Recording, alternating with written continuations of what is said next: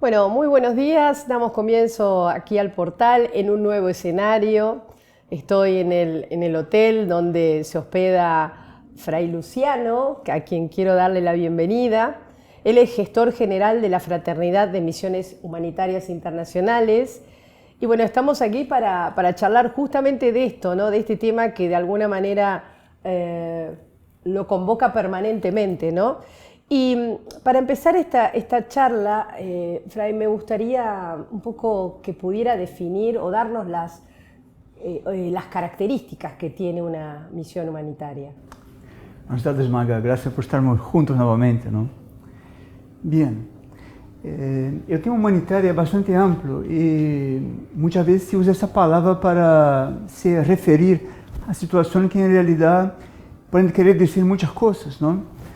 En general se concibe, se comprende el tema humanitario como alguna situación extraordinaria ao que se pasa normalmente en un contexto social. Por ejemplo, hay una guerra, hay un conflicto, hay un desastre natural incluso, las personas son forzadas a migrar, ¿no? Y en esa migración pueden causar esa situación de una crisis humanitaria, ¿no? ¿Y de qué manera se asiste a una, digamos, cuáles son las primeras medidas que casi automáticamente surgen para asistir a esa situación? Bueno, así como una enfermedad es algo excepcional en la vida de una persona, digamos así, una crisis humanitaria demanda un diagnóstico, un análisis del contexto, de qué estamos hablando, tanto localmente en donde se ubica la situación, como también en el nuevo contexto creado por la emergencia, ¿no? Es decir, por ejemplo, en Ucrania empieza la guerra, la gente empieza a huir para Polonia. Fuimos a Polonia para estudiar cómo está la situación, tanto de Polonia cuanto la gente que entra y cómo organizar todo ese movimiento para promover un diagnóstico y luego, definir un plan de acción, ¿no? ¿Y cómo ven ustedes, digamos, lo humanitario, o sea, dentro de un contexto de importante emergencia, ¿no? Bueno, mira, como decía en un principio, la gente en general interpreta el tema humanitario como si fuera una cosa solamente social. Claro. ¿Okay? Para nosotros, organizamos las ideas para ampliar la concepción de la siguiente manera. Uno está en un país, Sudán, donde sea, en donde existe ya una gobernanza, sus leyes, su idioma, su lenguaje, todo está ahí, ¿no? Y sea lo que pase socialmente, mismo un deterioro gradual o un desarrollo gradual, será siempre gradual. Y la gente está dentro de su ambiente, es decirlo, hablan su idioma, tienen lo suyo cerca, ¿no? Familia, amigos, todo eso. Por más que tenga pobreza, lo que sea, están dentro de su contexto. Cuando uno aborda el humanitario, estamos poniendo una capa más de situaciones que no existen solamente en la cuestión social, como cambio de idioma, de cultura, de alimentación, las pérdidas, los traumas, ¿no? El trauma humanitario puede pasar de un día al otro. Uno está acá en Buenos Aires, pasa algo, sea lo que sea, uno hay que, huir a Brasil o Uruguay, donde sea, y claro, ese movimiento, esa agitación promueve o que llamamos de trauma, que hay que ser tratado de una manera bastante específica. O sea, que hay un plan de acciones y de decisiones que, digamos, atienden justamente las cosas incluso más a largo plazo. Claro, en verdad la crisis la entendemos en tres momentos, ¿okay? La crisis o el tema de un desastre natural siempre lo ubicamos en tres fases o anillos, ¿okay? Lo primero, como preguntabas, es la emergencia en sí. Pasa algo, lo vamos a mirar, hacer un diagnóstico. Lo primero, interactuar con las autoridades locales para crear una sinergia, actuar dentro de la legalidad de ese país, de ese local. Luego, quién ya está trabajando ahí, de ese lugar, cuáles son las demandas, cómo eventualmente movilizar la situación. Y existe primera asistencia, que es esa, ¿no? El primero auxilio, que incluye, abrigamiento, la gente está protegida, con sus derechos humanos preservados, ¿no? Digo, la vulnerabilidad un poco más alejada, más protegida, la parte de salud, higiene personal, agua, alimentación, y todo basado en la Carta Humanitaria, que es un protocolo que luego hablaremos de eso, que regula mundialmente cómo se funciona, ¿no? La segunda fase es cuando ya se estabilizó la población, la gente está ya en un abrigo, en un lugar tranquila, está con menos emergencia, sí, de primer momento como hambre o sed, está protegida. Bueno, la segunda fase es estabilizar la población. Y luego vendrá la última fase, que es la integración o desarrollo, que es cómo colaborar para restituir el equilibrio cuando es una situación dentro de su propio país y cómo facilitar la reconstrucción de estas vidas, bueno, haciendo como un trabajo diplomático y también de mucho diálogo para favorecer capacitación, ¿no? Como hablaremos enseguida también, para siempre favorecer primero el idioma, ¿no? La gente hay que primero ayudar con el idioma para que este que viene de otro país, de otro contexto, pueda mínimamente comunicarse, bueno, ubicarse e intentar pararse, Bien. ¿no?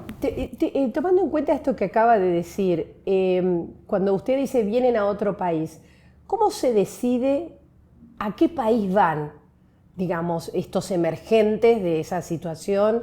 Y porque acá entiendo que hay toda una cosa diplomática muy importante y que no todos los países además están abiertos a recibirlos, ¿no? ¿Cómo se hace esa gestión, el primer movimiento, ¿no? Bueno, el llamado mundo humanitario tiene una lógica, ¿sí? Que una lógica de dónde parte todo eso y cómo está organizado. En general, el mundo humanitario está diseñado, dibujado ampliamente como desarrollo de paz, el humanitario en sí mismo y el desarrollo en sí, que es integración, capacitaciones, medios de vida, soluciones duradeiras, todo eso, ¿no? Bueno, nosotros siempre elegimos locales en donde están próximos, cerca de nuestra posibilidad de colaboración, o sea, queremos ser parte de la solución y no crear un problema más, ni para los demás y no para nosotros. Por lo tanto, en Grecia es así, por una cuestión estratégica del lugar, como entrada de Europa, desde África, el Medio Oriente. Es así en Polonia por la necesidad también. En Portugal, porque ya estamos ahí en Portugal.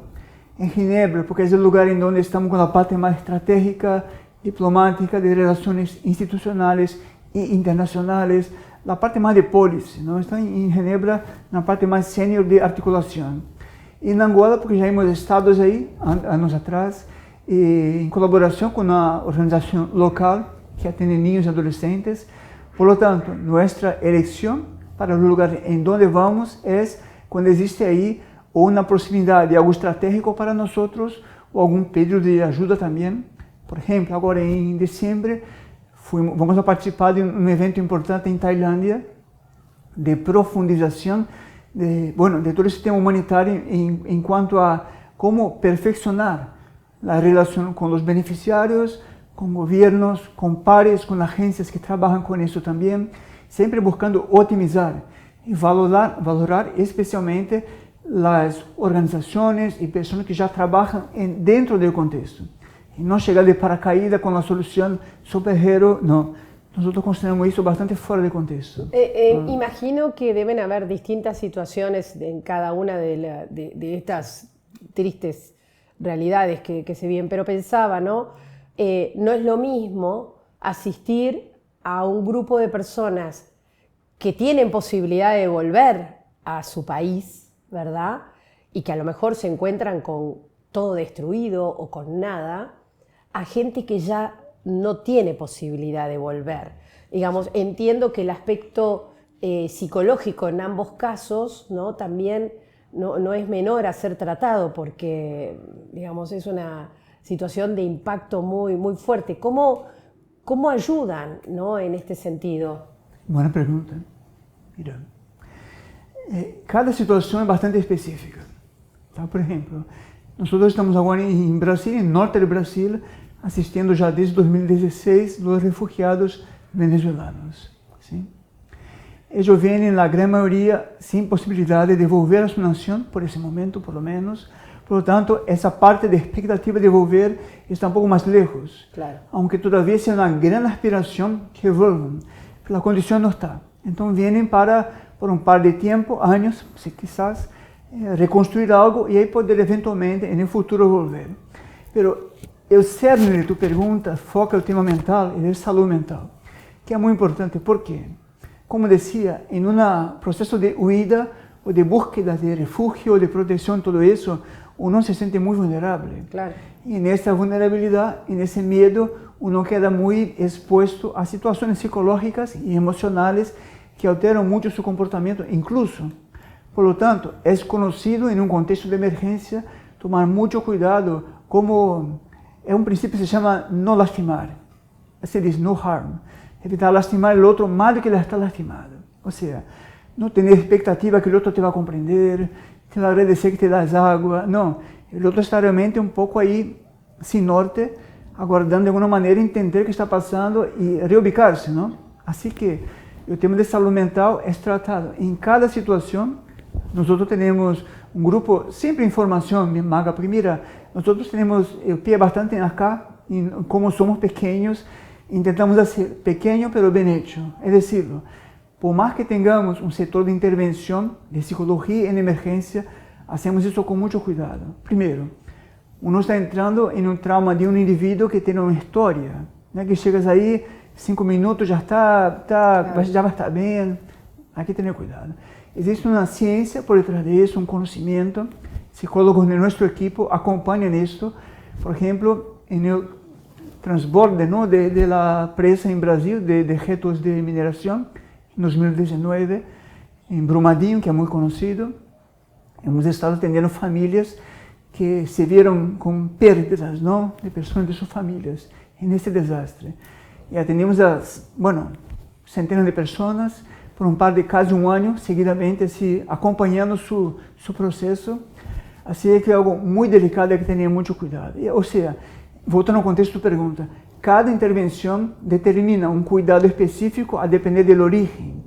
Nesse caso foi assim, por exemplo, com Polônia agora, hemos estado aí, e o tipo de huida da gente foi muito assim, mulheres com niños e ancianos, porque os homens não poderiam sair da Ucrânia, não? Por la guerra. Então, era uma população bem específica, com sua vulnerabilidade específica, e com expectativa grande de volver. Então, vimos aí 10 dias, quando começou o conflito, em março, e volvimos agora em junho. E a grande maioria já havia volvido. Por mais que está tudo destruído, preferiam volver, assim como está a Ucrânia, do que estar em outro país, com outra condição, dependendo de outra coisa. Esto que está diciendo ahora es muy interesante, Fray, porque es curioso, ¿no? Que a pesar del estado de destrucción que pueda tener mi casa, yo prefiero volver a que estar en otro país que no tiene nada que ver conmigo. ¿Y cuál es su mirada frente a esto? Eu creio que o mais que é muito marcante em tua pergunta é o seguinte: uno quando está em seu país, em seu contexto, em sua cultura, tem um sentimento interior de identidade. E sua identidade também promove na proteção, porque os sujos estão aí, claro. Não? Tudo é bastante familiar. E mais que tudo, uno também se sente um pouco mais autônomo e mais proativo. É um tema da humanitária que é muito delicado, que nós sempre lo observamos com atenção, que é o assistencialismo, ok? E na primeira etapa, a fase emergencial, sim, há que assistir, mas o quanto antes, há que promover o que chamamos de participação comunitária, é decir, convidar e incluir que a gente que está sendo assistida participe do processo. Para quê? Para sentirem-se, um pouco mais aí ativos e realmente responsáveis por seu futuro.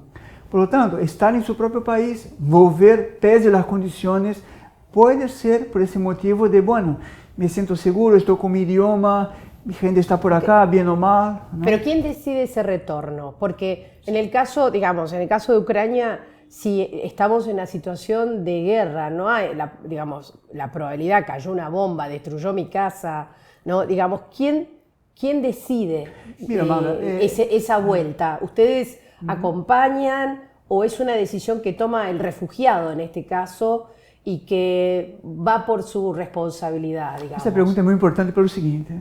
La respuesta humanitaria está dentro de un contexto que está baseado en la Carta Humanitaria, que es un documento mundialmente utilizado como un estándar para regular y dar un poco norte para cómo se atiende a una situación como esa. Y existe una ley internacional que es el principio de no devolución. La gente que huye, que gane el estatus, un documento concreto de refugiado, tiene la protección de no ser devolvida por nadie, ni por el gobierno del otro país, ni por autoridades policiales, ni por ejércitos, por iglesias. Nadie puede pegar a una persona, mira, Maga, te mando nuevamente a Argentina, donde sea, porque ya está. Yo siento que es mejor para ti. No puedo. Eso es contra la ley, eso es un crimen humanitario, ¿ok?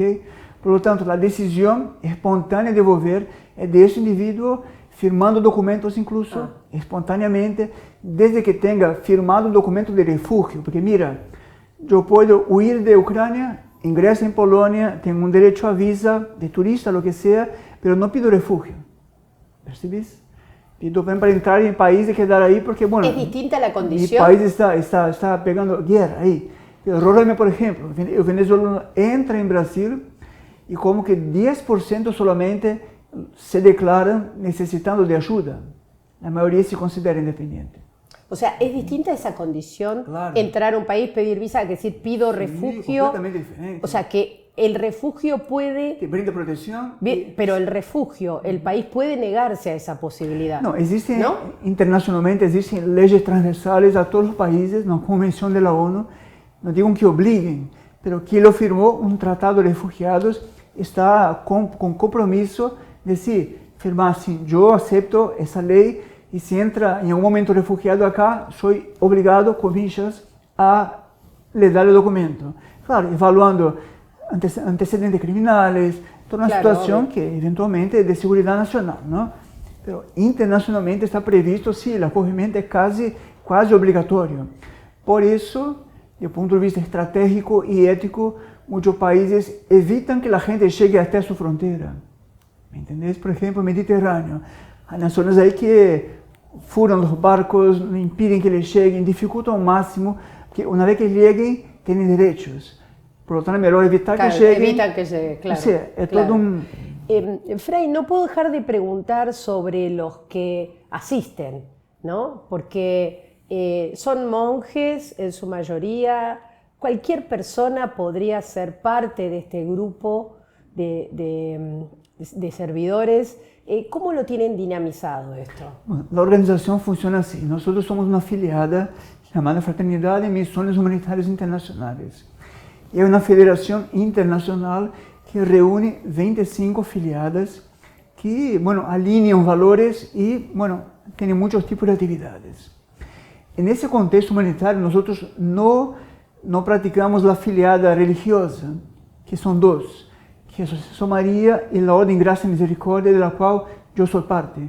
En ese contexto solamente hablamos de lo humanitario, del social, del desarrollo, sin ninguna narrativa o dogma religioso. Por lo tanto, los servidores humanitarios son capacitados, lo que llamamos de sectores de intervención, ¿no? Somos treinados, capacitados, con cursos dentro y afuera. Nosotros somos puntos focales, por ejemplo, de la Asociación Esfera, que es un conjunto de protocolos internacionales que, bueno, difunde y protege esa acción humanitaria. Yo soy miembro del consejo de esa asociación en Ginebra también.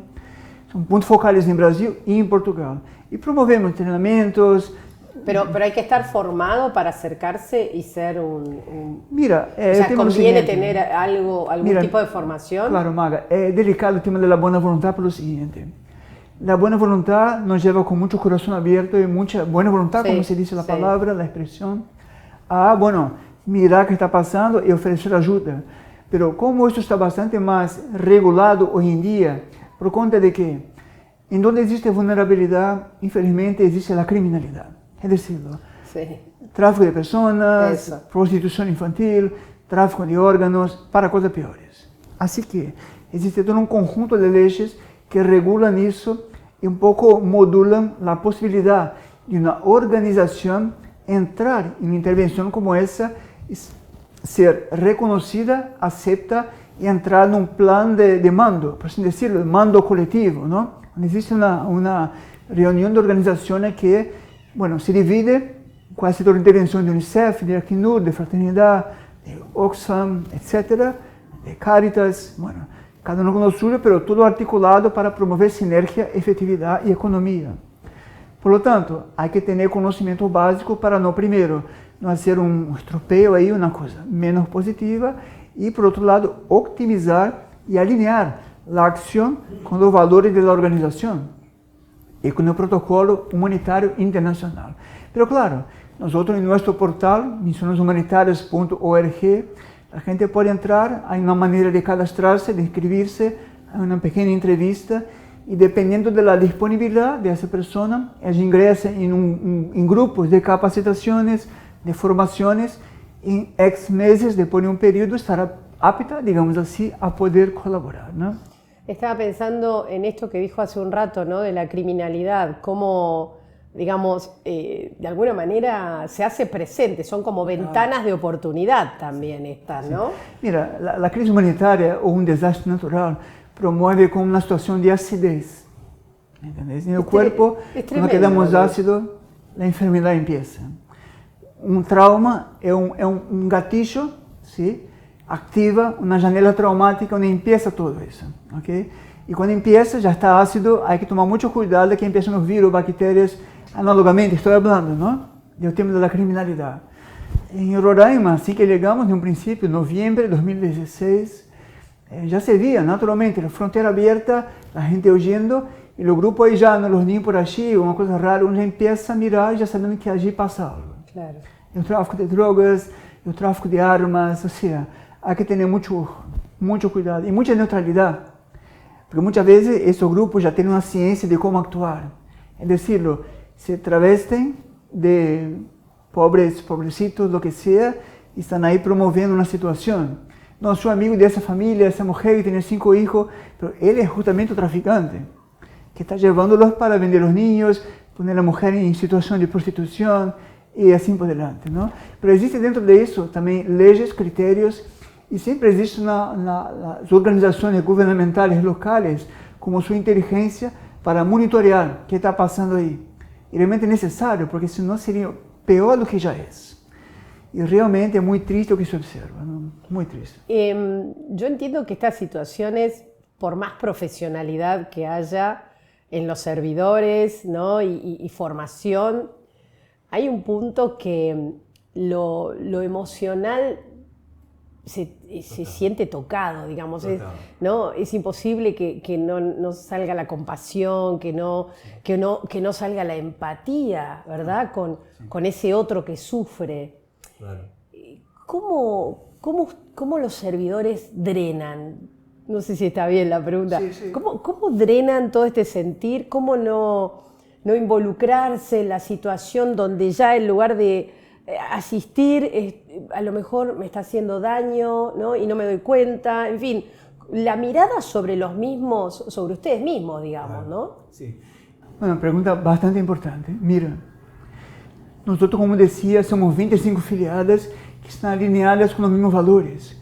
Y esos valores también tienen sus vínculos en lo que llamamos de mundo interior, que son valores humanos profundos que uno necesita tener bien claros para manifestarlos primero, están siempre manifestándose, expandiéndose, y pasa mucho que hablaste, uno mira una situación y aquel punto que está frente a tus ojos te está activando una situación semejante cuando eras niño, o con tu vecino, o con tu padre, con tu abuelo, con tu amigo, y activa la misma reacción.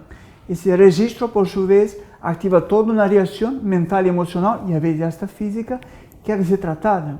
Por lo tanto, entendimos que el ideal es prevenir.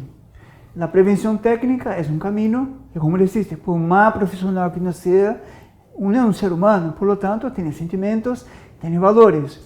Pero cuanto más altos sean los valores de ese servidor humanitario, tanto más tendrá herramientas, conocimiento y autocontrol para poder discernir qué está pasando acá, fuera de mi aura, con el otro, con la situación, o que eso está activando en mí, y qué estoy pasando yo independiente de aquello. Son 3 cosas, ¿no? Y cuando se mezcla mucho, uno se pierde mucho, queda un poco ahí medio sin referencia. Y es muy delicado eso, y claro, el otro está en situación de vulnerabilidad, de trauma, está con una enorme expectativa de usted. Te imaginas llegar a un campo en Jordania con 200.000 personas, uno te mira como si fuera no sé qué, espera cualquier cosa de usted. Hay que tener mucho cuidado cómo dices, o qué dices, qué hace con lo que el otro dice, qué expectativa creas. Por lo tanto, es un camino de maturidad profunda, ¿sabes? No es técnico también, hay protocolos, ¿ok? pero é muito, em um momento, como lidar com essa situação. E dentro desse tema, aproveito para poner aí um parêntese, está o tema de PSEA, que é o tema de prevenção de assédio sexual, que é algo na resposta humanitária extremamente grave.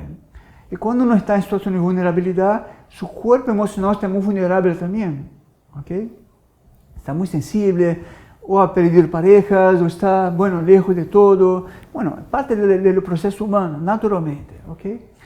Por lo tanto, os servidores humanitários têm um rigoroso, por assim decirlo, critério que se chama PSEA, que é uma prevenção de assédio e de abuso sexual. E isso é tolerância zero, em geral.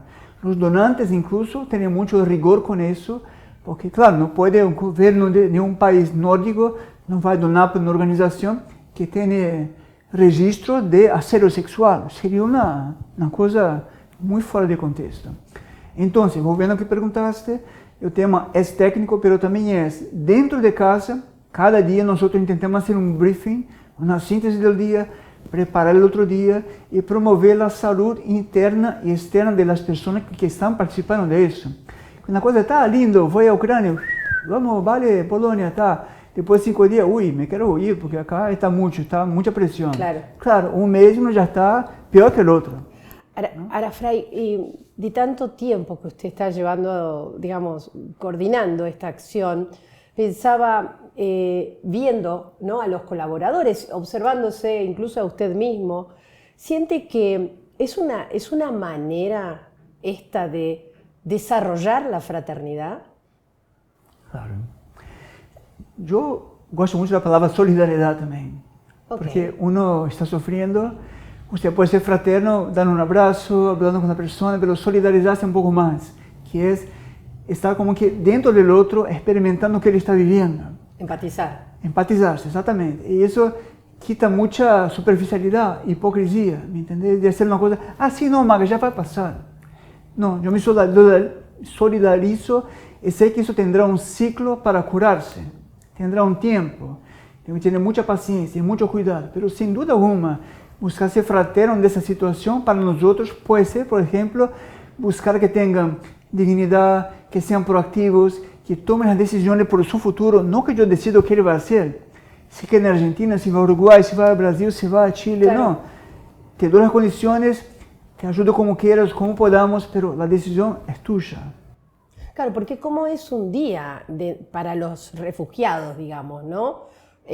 Normalmente nosotros tenemos una rutina, nos levantamos, vamos a nuestro trabajo, o sea, arrancamos. ¿Qué rutina tienen ellos para que no afecte el no hacer? Bueno, como te decía no principio, son 3 fases de la respuesta. El sistema de emergencia en sí mismo están ubicados en principio en un alojamiento provisorio. Por lo tanto, todo allí es como una sala como esa, tienen como 10 colchones, están ahí compartiendo un baño, es algo bastante inhóspito, ¿ok? Sí, pero ¿cómo transcurre el día ahí, por ejemplo? Nada. No, depende de la situación. Okay. En principio hay un alineamiento de ritmos para que mínimamente se pueda atender a todos en bloques, ¿no? Okay. No que uno acorda a las 7, el otro a las 8, el otro a las 10, el otro a mediodía, el otro va a dormir a mediodía, todo con una confusión. Un mínimo de orden se coloca ahí, pero não um ordem imposto, um ordem mínimo para que haja dignidade, que é o primeiro, sim? Proteção, que está dentro disso, oferecer necessidades básicas, alimentação, higiene, tudo isso, e bueno, e aí a cada situação adaptar. Bien, una de las cosas que pensaba es, ¿cuántos grupos en este momento están activos en el mundo? Sí.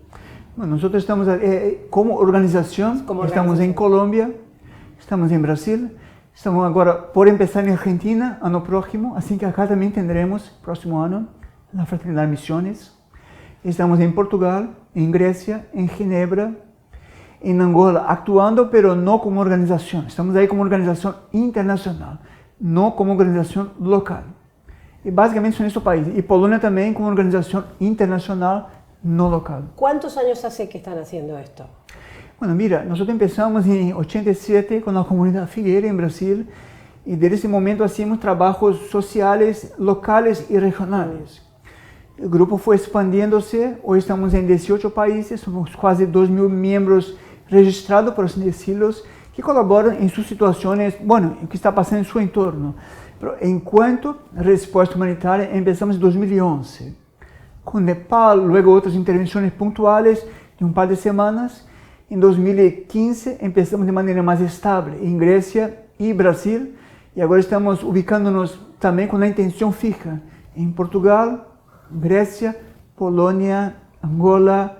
Colombia empezó con la pandemia, paró también por varias situaciones, ¿no? Claro. Uruguay y Argentina. Pero crecieron en número y además crecieron en los países a los que llegan. Con lo cual, digo, ¿es optimista pensar que qué bueno que creció o en realidad preocupa que esto haya crecido porque está hablando de un deterioro generalizado que es muy triste? ¿Entiende a lo que voy? Sí, entiendo. La verdad, yo siento que el tema humanitario, lo único que puedes hacer ahora es tornarse cada vez más frecuente. ¿Okay? Y lo social, como hablaba antes, tendrá una dirección de tornarse humanitario, mismo localmente, como se fue Venezuela. Dentro es social y humanitario y también es humanitario internacionalmente. Para nosotros que tenemos un principio de servir y no de... Porque mira, hablé en otra entrevista contigo, ¿no? El tema humanitario, infelizmente, ha transformado-se também en un negocio. ¿Okay? Se levanta mucha plata, la plata movimenta muchas contrataciones, mucho viaje, y todo eso es un ciclo vicioso, pero lo que llega en la persona al final de las cuentas son 2% del primer presupuesto. La mayor parte fica en el camino. ¿Y quién pone el dinero para todo eso? Por ejemplo, son donantes privados y gobiernos, en general, ¿no? En general. Pero solo para terminar la contestación de tu pregunta.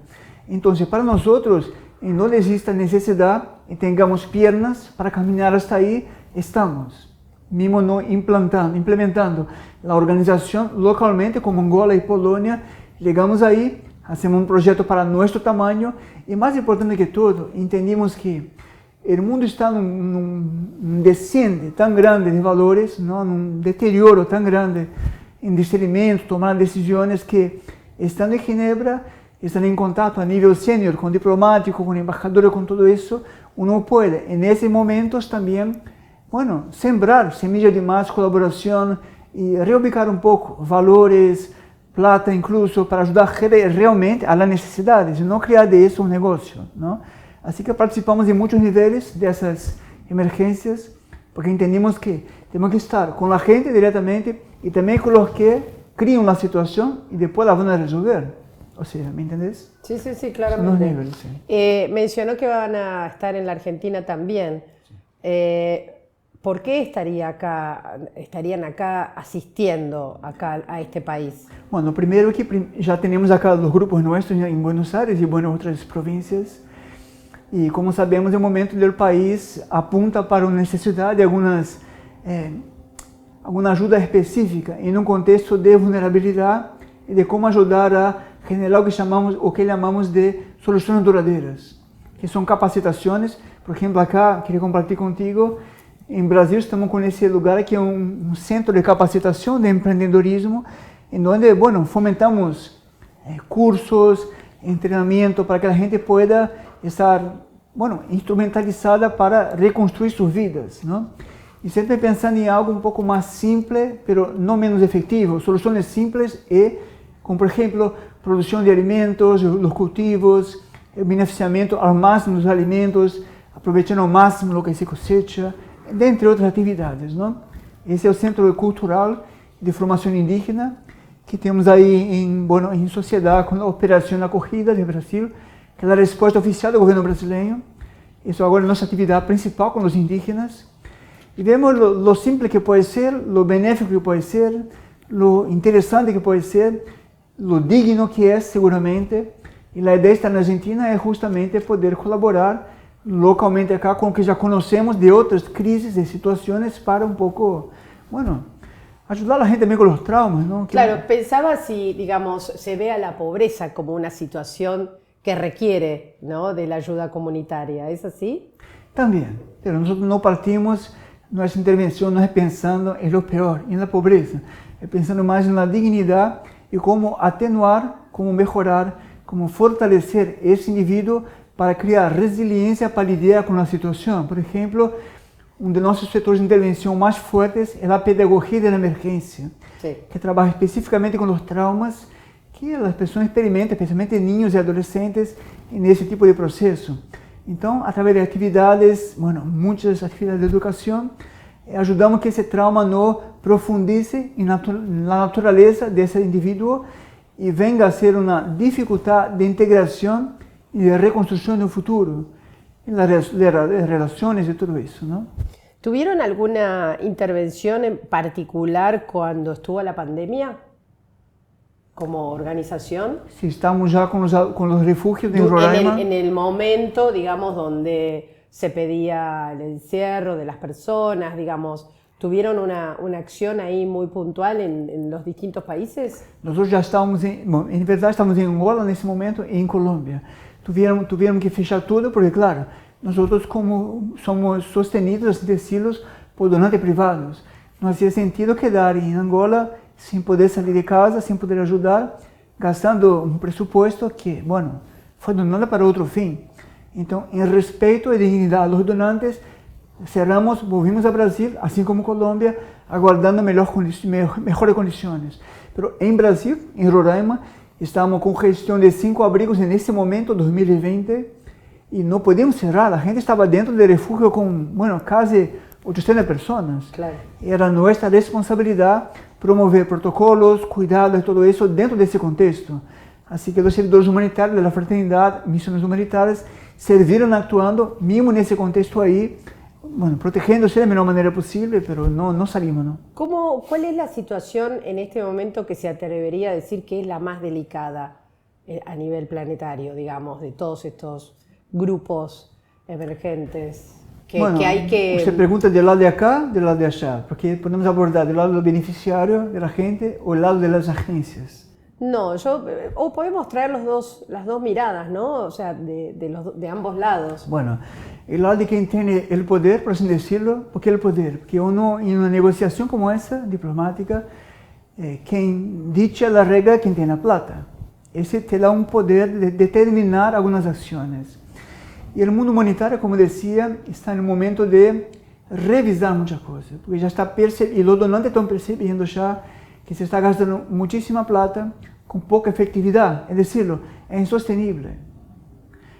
Están volviendo la mirada para el desarrollo, para soluciones duraderas, es decirlo, fortalecer que en el lugar en donde está pasando eso, involucrar a la población de acogida y los beneficiarios, promover soluciones, integración, enriquecimiento cultural, por ejemplo, y promover, todo, cultura, economía, sociedad, todo que se puede promover. No solamente darte, te doy el pan, pero no te enseño a pescar, es lo contrario. Siempre se está mirando para trascender esa etapa asistencial, pero hay mucha resistencia, ¿no? Porque hay mucha hipocresía en ese medio, hay que tener mucho cuidado en ese llamado mundo humanitario.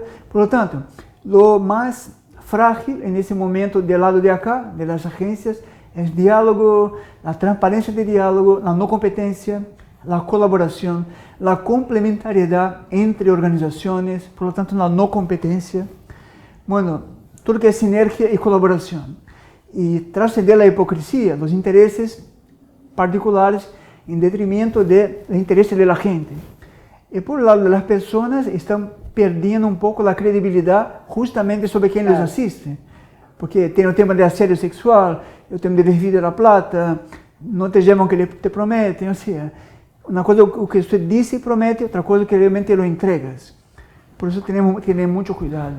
Bien, ¿y qué país está más delicado, podría decir? ¿Y que conocemos en general? Que ustedes conozcan en este momento y que, qué sé yo, digo, los refugiados de Ucrania, digamos, ¿dónde está puesto a lo mejor más la preocupación, digo, ¿no? Bueno, usted es jornalista y sabe eso. La media es algo muy poderoso, ¿verdad? Es poderoso. Que tiene la información, claro, la transmite como siente, con algunos segmentos de ideologías, y por lo tanto es una crisis mundialmente escondida que se llama Yemen. Yemen está en África, en una situación muchísimo peor que Siria, muchísimo peor. Pero quien causa esa crisis humanitaria son países muy ricos. Por lo tanto, la media en general necesita tener cuidado que se dice sobre Yemen, para no exponer el origen de esa guerra, de ese conflicto, por lo tanto, y por lo tanto de esa crisis, porque si no, te cortan la plata. ¿Me explico? Es un círculo y no ahí se habla un de poco. esto. Se habla poco y muy temperado, muy sazonado, Claro. porque claro, se habla mucho, el ¿Qué es otro lo que mira, está mira, pasando? cuidado, Claro. cuidado, porque ahí, ¿me entendés? Hay muchos Otros intereses. otros intereses. Así que Yemen es una situación bastante compleja, bastante compleja. Más compleja que Ucrania. Mucho más, sí, sí, sí. Porque allá es largo plazo. A largo plazo es una destrucción como que masiva. Es como te da un remedio para morir y te queda 5 años muriendo, ¿me entendés? Te queda ahí un poco deteriorando, el sufrimiento es mucho grande. Una guerra es muy impactante, pero las soluciones también que se ofrecen en un primer momento también son grandes. Con Polonia y muchos países que han abierto las puertas, la gente al momento ya estaba bastante protegida. Tenía bastante ya ayuda. En Yemen no solamente no hay ayuda, como no lo permiten, lo dificultan. Claro, esa es la parte O más sea, difícil. es un juego de interés ahí que tiene que tener mucho cuidado. Así que el tema humanitario, como decía, se llama humanitario, pero es bastante amplio, ¿no? Y no sé si lo puede decir, pero la intervención de qué países están ahí en Yemen. Bueno, eso va a público, a lo mejor no. Mejor no lo dice. No por mí, no por la organización, pero porque nosotros siempre tenemos también un cuidado diplomático de mirar bastante con atención o que decimos, cómo decimos, qué contexto, porque una cosa flaca, un punto flaco del jornalismo, de media como general, del periodismo, es sacar de contexto. Se saca de contexto y habla una palabra fuera de contexto, eso promueve un resultado en quien nos escucha, quien nos ve, que no sería tan constructivo. Y nosotros tenemos compromiso diante de Ginebra, de todos los pares, de tener siempre una narrativa constructiva, complementaria, de alerta, de, bueno, mira, cuidado que está pasando la raya, pero nunca metiendo el dedo ahí porque eso no es el mejor camino para corregir. Hay otras maneras más diplomáticas, ¿no? No hipócritas, bien entendido, ¿está? Derecha, somos bastante derechos, pero cuidadoso para no exponer a nadie fuera de contexto. Por eso no te voy a contestar. Bien. Cuénteme un poco cómo la gente se acercaría a ustedes, digamos, queriendo saber la agenda, queriendo saber dónde formarse en los distintos países. Sí, como decía, en nuestro portal misioneshumanitariasinternacionales.org, allí hay un espacio, un ambiente dentro del portal donde uno puede inscribirse para la secretaría. Ellos van a dar contactos, cómo proseguir, bueno, hay toda una ficha, ¿no? Digamos así. Es simple así, uno se coloca, bueno, tengo 3 meses, 2023, de mayo a agosto. Y, bueno, quiero conocer un poco más cómo hago, y hay varios anillos de acercamiento para ayudar a esa persona a comprender dónde está, cómo funciona, ¿no? Y, bueno, funciona así, simple así. Bien, en todo este tiempo que le ha tocado, así un poco cerrando esta charla, Fray, ¿qué es lo que a lo mejor más lo ha tocado asistir o que ha sido también determinante en su propia vida, ¿no? Como que decir, a partir de esto que yo vi ya mi perspectiva o mi mirada frente a las cosas cambiaron mucho. Creo que el ser humano siempre está buscando algo trascendente, consciente o inconscientemente, ¿no? Un poder mayor, un sentido, un significado, lo que sea. Es muy marcante cuando uno ve que ese tipo de situación te activa justamente eso, el encuentro directo con algo profundo que el otro tiene, que no es eso que la superficialidad de la humanidad lo demuestra, con un personaje que no es la persona exactamente. En una crisis como esa, uno es como es despido, ¿me entiendes? Está desnudo de cualquier artificialidad, está mucho más fácil para ese individuo, para ese ser, manifestar lo que él es. Y en esa desnudez te saca lo mejor también. Y te animas a no juzgar por las apariencias, no medir la situación por que está viendo, siempre buscar un poco más allá. Especialmente tener el otro primero do que usted. Cómo dar todo lo que tenés de mejor, tanto internamente como valores, como actitudes, en cuanto a palabra, en cuanto, bueno, todo, para que el otro se sienta mejor, se sienta un poco más protegido. Pensar en el otro, ver que el otro te está activando ese código, ¿entendés? De solidaridad, de fraternidad. Porque es un mundo absolutamente hostil y competitivo, ¿no? ¿Y qué le dice al otro cuando el otro perdió todo y siente que Dios lo abandonó? Usted, como monje, ¿no? tratar de convencer a ese que está pasándola muy mal de que Dios está? Bueno, yo te voy a corregir el verbo, convencer. ¿Sí? Nosotros damos ejemplos, es decir, decimos a ellos que estamos con ellos, pero no decimos así con palabras.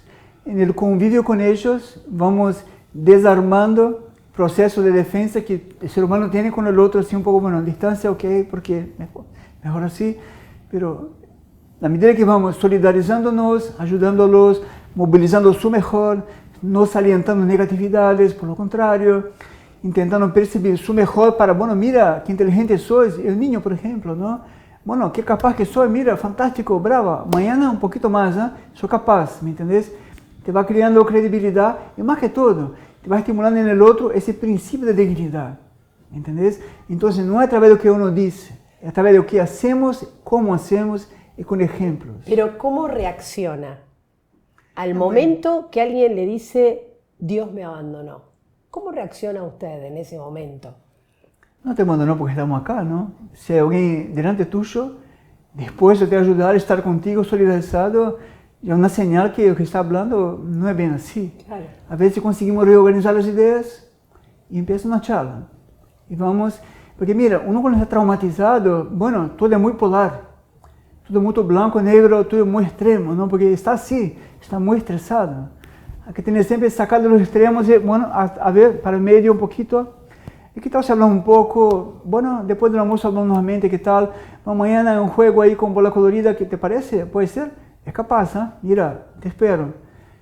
Y de a poquito se va rescatando muchas cosas. Bien. ¿No? Fray, me encanta Fray Luciano, con quien estamos teniendo esta exquisita charla. Quería saber cómo se los ubica a ustedes, no sé, en redes, la página web, un lugar en donde la gente pueda acercarse, incluso donar. No sé si esto también es posible. Sí. Bueno. Sí, nosotros funcionamos de una manera voluntaria, es decir, pro bono, y lo que sostiene toda nuestra obra desde 87 son donantes privados. Cuando tenemos alguna sociedad, una parcería institucional, partnership, está incluso dentro de ese presupuesto mutuo solamente lo que es logística, viaje, desplace, claro. Pero no nuestra actividad en sí, esta siempre será pro bono, porque es como nosotros somos, eso es así, y es transparente así como estoy diciendo, ¿ok?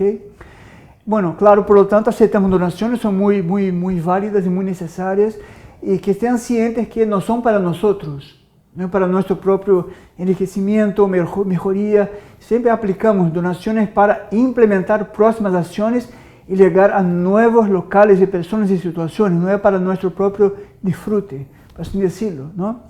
Aquí está la página web más importante, que es misioneshumanitarias.org, y todas las redes sociales vinculadas a este portal. Ahí está toda la información para interactuar, acompañar los videos, postajes, todo eso, ¿no? Los posteos, ¿sí? Perfecto. Bueno. Y todos son bienvenidos, independiente de su edad, ¿ok? Hay gente joven, hay gente adulta, hay gente más anciana, con mucha experiencia. Nosotros evitamos tener esos prejuicios de la edad, de no sé qué, no. Bueno, ¿quién es el ser que se aproxima? ¿Qué necesita? Muchas veces uno viene por un motivo y termina por el otro, ¿entendés? Hay que tener mucho cuidado, pero todos son bienvenidos. ¿Alguna reflexión final sobre todo lo que charlamos? Que sienta que con eso ya estaríamos cerrando casi esta charla. Gracias. Yo siento que el tema de la empatía, ¿no? Crear la empatía y el diálogo es lo más importante en el mundo, ¿sabes? Uno ve que dentro de la crisis, dentro de organizaciones, grandes organizaciones, hay muchos sectores, ¿no? Sociales, religiosos, económicos, políticos, donde sea, hay mucha poca tolerancia, mucha poca posibilidad de profundizar lo suficiente para intentar comprender el otro. Dialogar lo suficiente para entender de qué está hablando, basado en qué está defendiendo alguna posición, cuál es su perspectiva, para intentar generar un diálogo constructivo. O sea, como síntesis, el diálogo para nosotros es algo muy fundamental, muy importante y que podría prevenir muchas situaciones.